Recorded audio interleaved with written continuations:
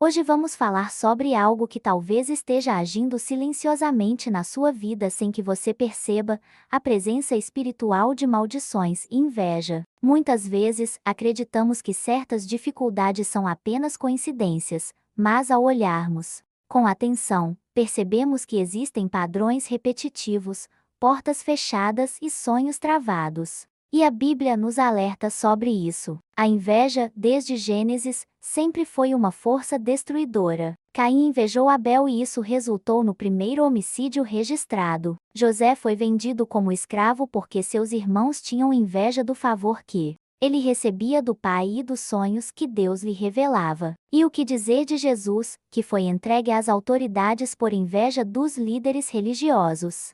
Mateus 2:7 e 18. E quando falamos de maldições, precisamos entender que elas não são apenas palavras ruins ditas contra alguém. Na Bíblia, a maldição é uma sentença espiritual, algo que cria uma barreira real, uma prisão invisível. Provérbios 26:2 diz: a maldição sem causa não se cumpre, o que significa que existem condições que podem abrir brechas para que ela tenha efeito. Salmo-chave: o Salmo 91 é conhecido como o Salmo da Proteção, mas há um salmo específico que carrega um poder especial contra maldições e inveja, o Salmo 37. Ele ensina a não se indignar por causa dos malfeitores, a confiar no Senhor, a descansar nele e a deixar que Deus faça justiça. Ao recitar este salmo, você está declarando que não será movido pelo ódio, pelo medo ou pela inveja, e isso é um golpe direto contra o espírito da maldição. Prova real: em 2019, uma mulher chamada Ana Maria, de Minas Gerais, testemunhou que após orar o Salmo 37 diariamente durante 40 dias, experimentou mudanças impressionantes, problemas judiciais que estavam há anos parados se resolveram, a relação com os filhos melhorou e até uma oportunidade profissional inesperada surgiu. Reflexão filosófica: Confúcio dizia: antes de sair para se vingar, cave duas covas. A inveja e a maldição se alimentam da raiva e do desejo de retaliar. Quando você decide confiar a justiça a Deus, você se liberta desse ciclo. Oração longa de hoje: Senhor Todo-Poderoso, Criador dos céus e da terra, venho diante de Ti, com meu coração aberto e minha fé firmada na Tua palavra. Pai, quebra agora todas as correntes invisíveis que prendem minha vida. Dissipa toda a inveja que foi lançada contra mim, toda palavra negativa,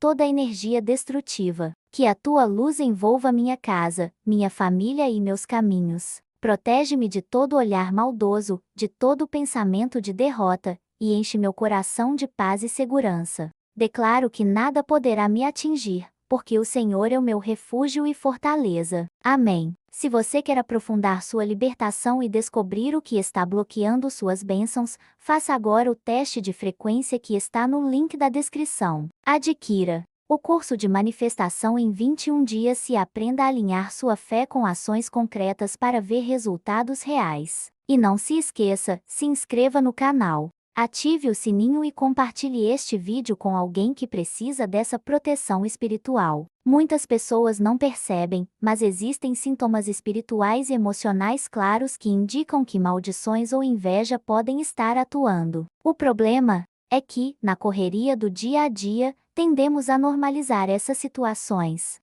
Hoje, vamos abrir seus olhos para reconhecer os sinais e entender que não é azar ou coincidência, é uma batalha espiritual real. Sinal 1: padrões repetitivos de fracasso. Se você percebe que, toda vez que está prestes a conquistar algo inesperado acontece para sabotar, isso pode ser um indicativo de ação espiritual contrária.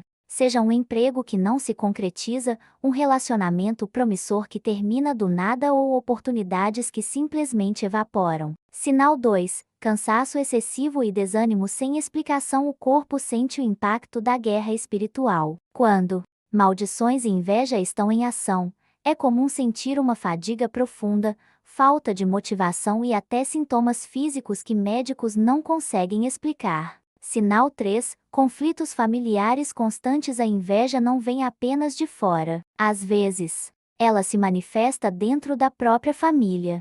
Discussões sem motivo, ressentimentos antigos e mal-entendidos frequentes podem ser alimentados por forças espirituais que querem destruir a unidade familiar. Base bíblica, em Efésios 6:12, Paulo nos lembra: a nossa luta não é contra a carne ou sangue, mas contra principados e potestades. Isso significa que, antes de tentar resolver tudo no campo natural, precisamos agir no campo espiritual. Um casal do Rio Grande do Sul relatou que, após começar a orar o Salmo 37 juntos todos os dias, conflitos constantes que antes terminavam em semanas sem se falar foram substituídos por diálogo e união. Eles também começaram a perceber menos interferências negativas vindas de pessoas ao redor. Confúcio também disse: não corrija as pessoas com raiva, pois isso é como lavar uma mancha com lama. Quando reagimos à inveja e à maldição, com raiva ou desespero, fortalecemos essas forças. A resposta deve ser espiritual, não apenas emocional. Lembro-me vividamente daquele dia.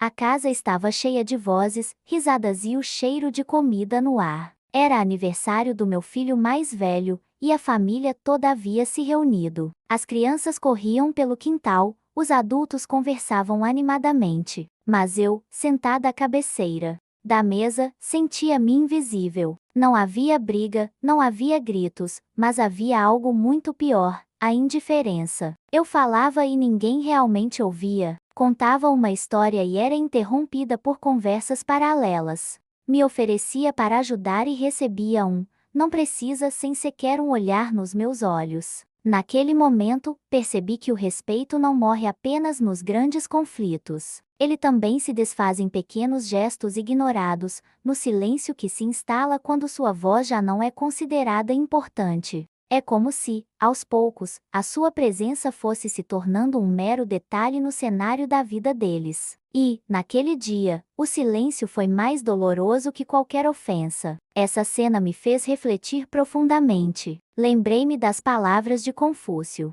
respeite a si mesmo e outros o respeitarão. E percebi que, talvez, eu tivesse esquecido dessa máxima simples. Eu estava tão ocupada tentando ser a mãe perfeita, a que sempre está disponível, a que nunca diz não, que acabei me colocando em segundo plano por tanto tempo que, para eles, essa se tornou a minha posição natural. E como poderiam eles me ver de outra forma, se nem eu me via diferente? Foi doloroso admitir que, por amor, eu havia aberto mão de impor limites claros. Que, para evitar conflitos, eu havia aceitado certas pequenas faltas de respeito, uma piada sobre a minha idade, um comentário sarcástico sobre minhas escolhas, uma decisão importante tomada sem me consultar. Eu pensava: não vale a pena brigar por isso. Mas cada uma dessas situações era uma pequena pedra que, empilhada, construiu um muro invisível entre nós. Naquela noite, deitada, fiquei revivendo tudo, e percebi que estava vivendo exatamente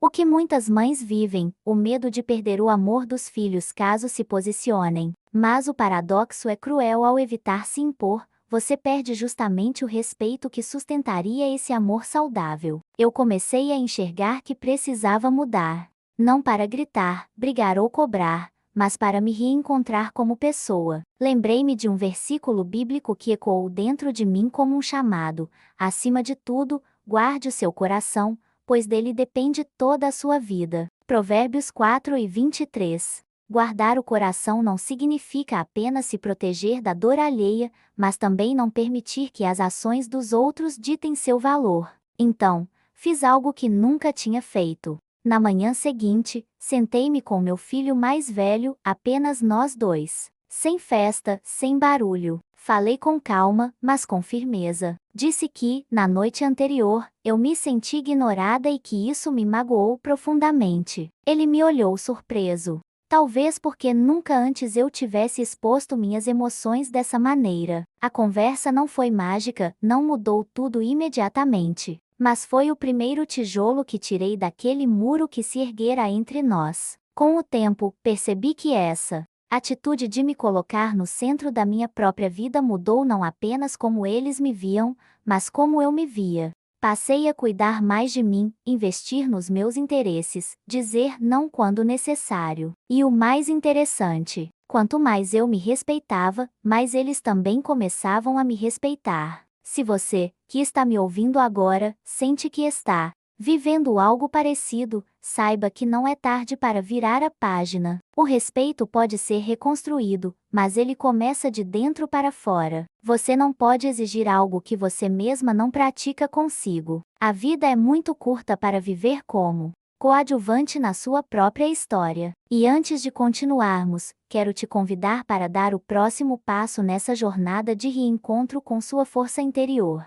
Se você sente que está emocionalmente esgotada e precisa elevar sua energia para atrair mais respeito, amor e prosperidade para sua vida, faça agora o teste de frequência. Ele vai te mostrar em que nível vibracional você está e o que precisa mudar para transformar sua realidade. O link está na descrição. E se você quer acelerar ainda mais essa mudança, conheça o curso de manifestação em 21 dias, também na descrição. É um guia prático para reprogramar sua mente e seu coração, alinhando seus pensamentos à vida que você merece. Lembre-se, o poder está em você, mas é preciso agir para que as mudanças aconteçam. No dia seguinte ao jantar, acordei com a sensação de que a noite anterior tinha sido um pesadelo. Mas, infelizmente, era real. Enquanto preparava o café, o silêncio da casa parecia gritar mais alto do que qualquer discussão. Cada canto parecia carregado de memórias que, de repente, se tornaram desconfortáveis. Eu me perguntava quando exatamente aquela linha invisível foi cruzada, o momento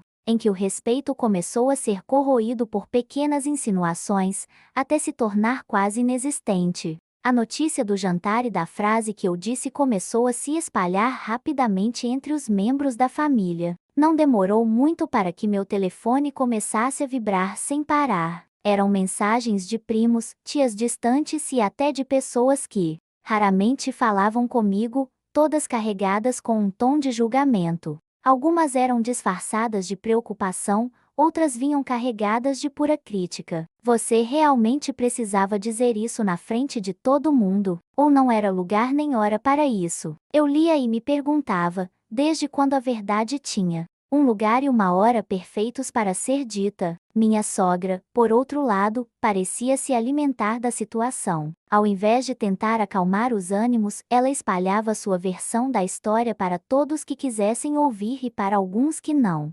queriam. Em sua narrativa, eu era a vilã impiedosa, que decidiu humilhar o filho na frente da família inteira. Era impressionante a habilidade dela de moldar as palavras para que soassem como uma peça de teatro trágico em que ela era a heroína injustiçada. O mais doloroso foi perceber que algumas pessoas próximas começaram a se afastar. Não porque acreditavam realmente na história dela, mas porque se sentiram desconfortáveis com o peso da verdade. A família, muitas vezes, prefere o conforto da aparência ao desconforto da realidade. É mais fácil manter um sorriso forçado nas fotos do que admitir que existe uma rachadura profunda por trás daquela mesa de jantar arrumada. Foi nesse momento que percebi que, dentro de certas famílias, existe um pacto silencioso: manter as aparências a qualquer custo. Quem quebra esse pacto, mesmo que por necessidade, por justiça ou por defesa própria, é imediatamente marcado como ameaça. Eu havia me tornado essa ameaça. E, de alguma forma, parte de mim sentia que esse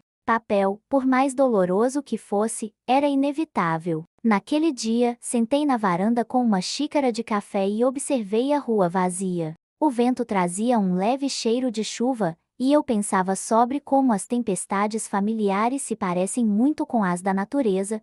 Você pode prever alguns sinais, mas nunca controlar a intensidade. Talvez a minha fala no jantar tivesse sido um raio inesperado, mas, no fundo, a nuvem já estava carregada há muito tempo. No fundo, sabia que aquele não era o fim. A reação dela e da família mostrava que a batalha estava apenas começando. O que eu ainda não sabia era que, nas próximas semanas, cada gesto, cada palavra e até cada silêncio meu seriam usados como munição nessa guerra silenciosa. O silêncio naquela casa já não era apenas ausência de palavras. Era um grito. sufocado. As paredes guardavam histórias que ninguém ousava contar em voz alta. Eu sabia que algo estava errado, mas não conseguia entender por quê.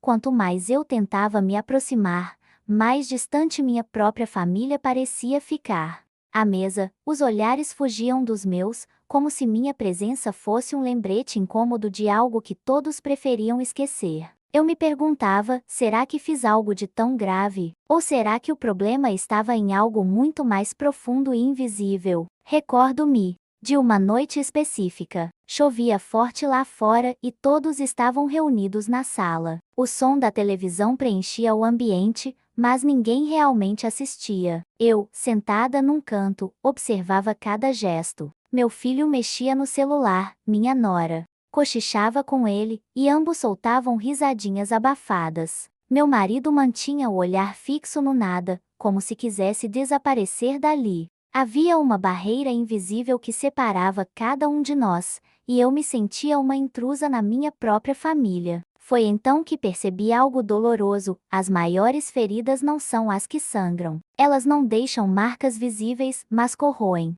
por dentro. E, muitas vezes, essas feridas são causadas por palavras que nunca foram ditas, pedidos de perdão que nunca vieram, abraços que ficaram no meio do caminho. Nós éramos uma família, mas vivíamos como estranhos. Comecei a lembrar das pequenas situações que, juntas, construíram esse muro entre nós. O aniversário em que não me convidaram para o almoço, porque acharam que eu estaria ocupada. O Natal em que a foto da família foi tirada sem mim, com a desculpa de que foi sem querer. As conversas em grupo de WhatsApp das quais eu não fazia parte. Tudo isso foi me moldando em silêncio, me fazendo acreditar que eu não pertencia mais. E, naquele momento, compreendi que a distância não nasceu de um dia para o outro. Ela foi plantada em pequenas sementes de indiferença, cultivada na falta de comunicação e regada pelo orgulho. O mais doloroso, perceber que, muitas vezes, quem causa essas feridas não tem consciência da profundidade do machucado que deixou. Mas eu também entendi algo importante: feridas emocionais precisam ser reconhecidas para serem curadas. Não adianta fingir que não doem. Não adianta sorrir para manter as aparências enquanto o coração sangra. Eu sabia que, se não fizesse algo, essa distância se tornaria permanente e eu me recusava a aceitar que minha família terminasse assim, fragmentada e fria. Foi nesse instante que tomei uma decisão. Não esperaria mais que viessem até mim. Eu daria o primeiro passo, mesmo que isso significasse me expor à rejeição novamente. Porque, no fundo, ainda acreditava que o amor que nos uniu um dia poderia ser mais forte do que qualquer mágoa. Mal sabia eu que essa escolha me levaria a verdades que eu nunca imaginei enfrentar. A tarde caiu com um silêncio estranho na casa. Depois do almoço tenso, onde cada palavra parecia carregada de significado oculto, minha sogra subiu as escadas com passos rápidos, como se tivesse um objetivo claro. Meu marido ficou no quintal, conversando com o irmão, enquanto eu, inquieta, aproveitei para recolher algumas coisas na sala. Foi então que notei algo fora do lugar. A porta do escritório estava entreaberta. Aquela sala sempre permanecia trancada, e meu sogro era o único que carregava a chave. Curiosa e, confesso, desconfiada, empurrei a porta devagar, sentindo meu coração acelerar. Lá dentro, o cheiro de papel antigo e madeira encerada me envolveu. Havia pilhas de pastas sobre a mesa, mas o que realmente chamou minha atenção foi um envelope grande, com meu nome escrito em letras apressadas. Meu instinto gritou para não mexer, mas minhas mãos já estavam tremendo sobre o papel. Abri com cuidado, revelando dentro várias folhas amareladas. A primeira era uma certidão de nascimento. E ali, estampado em letras nítidas, estava algo que fez meu estômago revirar. O nome do pai não era o do meu marido. Por alguns segundos, perdi a noção de onde estava. As vozes no quintal se tornaram distantes, como se eu estivesse submersa em água. Continuei folheando. Havia cartas datadas de mais de 20 anos atrás, escritas por um homem cujo nome eu nunca tinha ouvido, falando sobre amor, arrependimento e um pedido desesperado para conhecer o filho que nunca pôde assumir. Tudo indicava que meu marido tinha crescido sem saber quem era seu verdadeiro pai. A mente começou a correr em mil direções. Porque ninguém tinha contado. Será que minha sogra sabia e estava escondendo? Será que meu sogro de criação também tinha vivido todos esses anos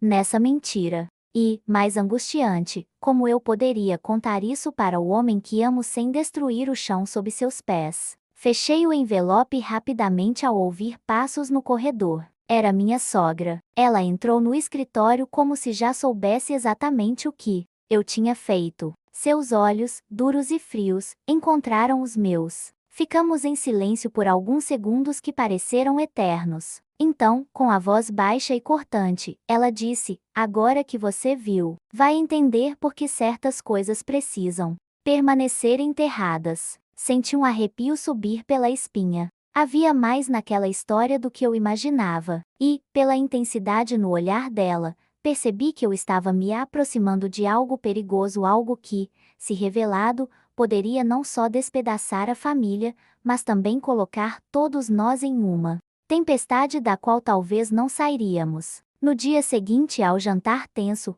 acordei com uma estranha sensação no peito. Era como se algo estivesse fora do lugar, como se a casa estivesse carregada de um peso invisível. Enquanto preparava o café, percebi que minha filha entrou na cozinha sem dizer bom dia, apenas pegou uma xícara e se serviu. Foi um silêncio pesado, daqueles que apertam o ar. Tentei quebrar a tensão dizendo algo trivial sobre o tempo, mas ela respondeu apenas com um seco, e isso me atravessou como uma lâmina gelada. Era como se cada gesto dela carregasse um julgamento silencioso. Passei a manhã tentando não pensar no assunto, mas a inquietação me acompanhava. Lembrei-me das palavras que minha sogra havia dito na noite anterior e percebi que talvez minha filha tivesse ouvido mais do que eu imaginava. Talvez ela estivesse processando tudo, tentando entender seu próprio lugar nessa teia complicada de relações familiares. O problema é que, enquanto ela refletia em silêncio,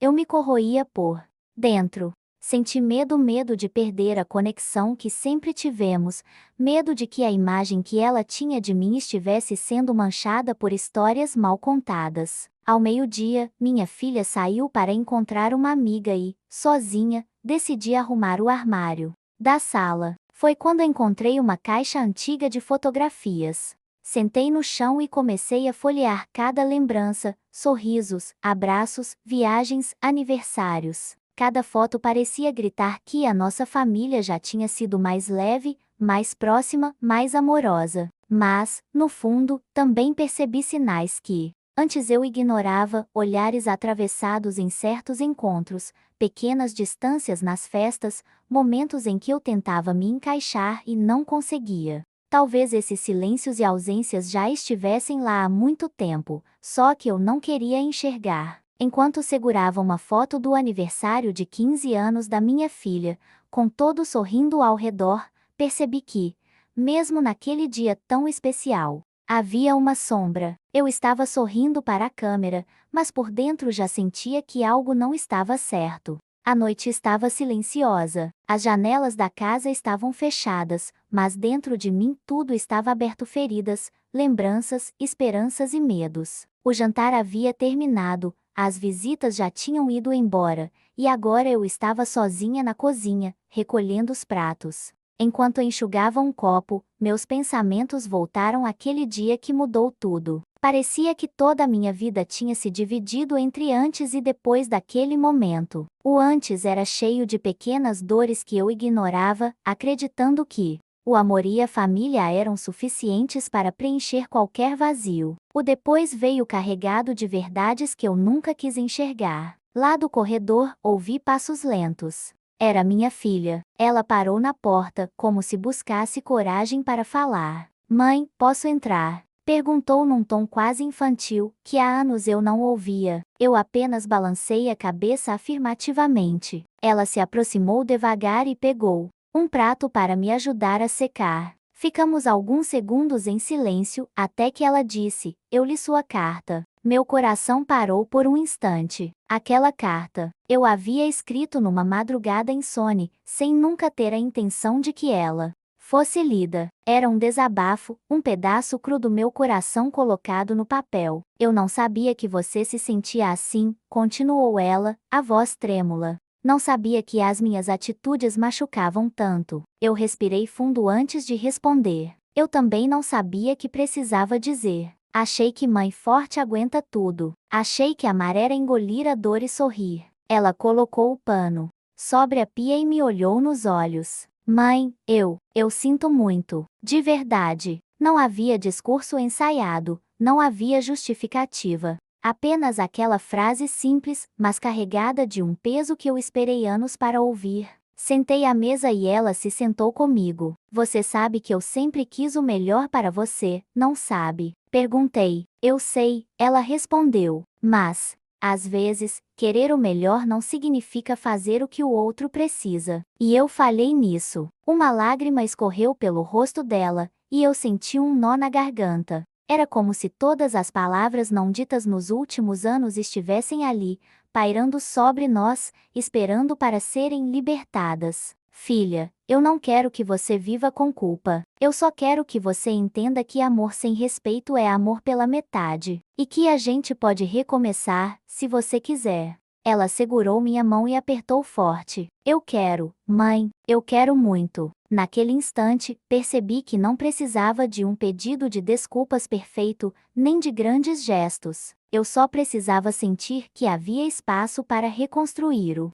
que foi quebrado. Aquela conversa não apagou todos os erros, não curou todas as feridas, mas foi o primeiro tijolo de uma nova construção. E às vezes, é isso que basta para mudar o rumo de uma história. Olhei para minha filha e vi não apenas a mulher que ela havia se tornado, mas também a menina que um dia segurou minha mão com confiança. Talvez, só talvez, eu pudesse voltar a sentir aquilo novamente. O silêncio voltou à cozinha, mas dessa vez não era pesado. Era um silêncio de paz, de entendimento, de um amor que, apesar das rachaduras, ainda tinha força para florescer. E enquanto lavávamos os últimos pratos, percebi que o perdão não é um ato único, é uma escolha diária. Uma escolha que, a partir daquele dia, eu estava disposta a fazer.